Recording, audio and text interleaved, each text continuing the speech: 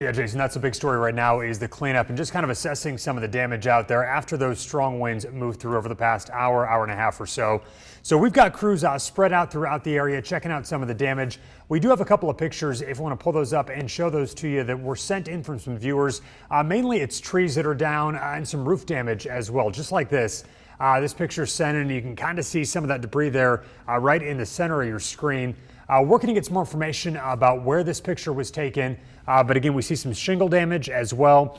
This is going to be the storyline that we're seeing throughout the day as those winds move through and did some damage and toppled trees in several counties here in the area. This right here, this is another example of trees that were knocked down by those winds. I mean, you're talking gusts 65, 70 miles an hour. You see the force they have, and look at that right there.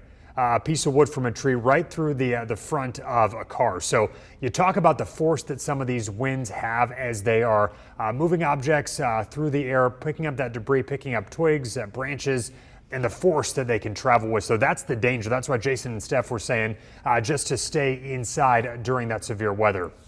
This right here, this is from Haleyville, and you can see there in the background a couple of different trees that were knocked over. Looks like they've already got folks out there kind of assessing the damage, maybe starting to direct traffic just a little bit as folks are starting to get out and about in the Haleyville area and just kind of see what their community looks like after that storm moved through. And then this right here, this is from the Sheffield area. And yeah, you see that roof, those tiles, looks like metal pieces that were part of a roof, maybe part of a pole building that were knocked down and collapsed with those storms that moved through earlier today. Again, a couple of 2x4s looks like they were cut in half.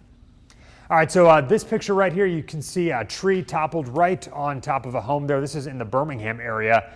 And it didn't take a lot. We talked about the rain, the heavy rain that we've had over the past couple of days.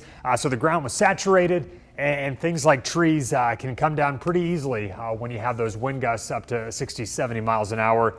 This is that same tree that we showed you, but just from a different angle. So giving you an idea of what that looks like. It looks like it crashed through a privacy fence in this person's backyard as well.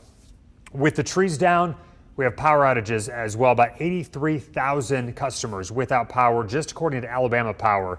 So folks, it could be a while before the power is back on as crews are out trying to get things back to normal. But with that high number of power outages, it is certainly going to take some time.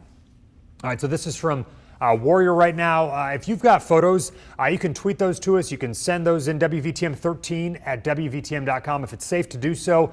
Let us know what it's looking like outside your house, outside your window this afternoon as that cleanup process gets underway.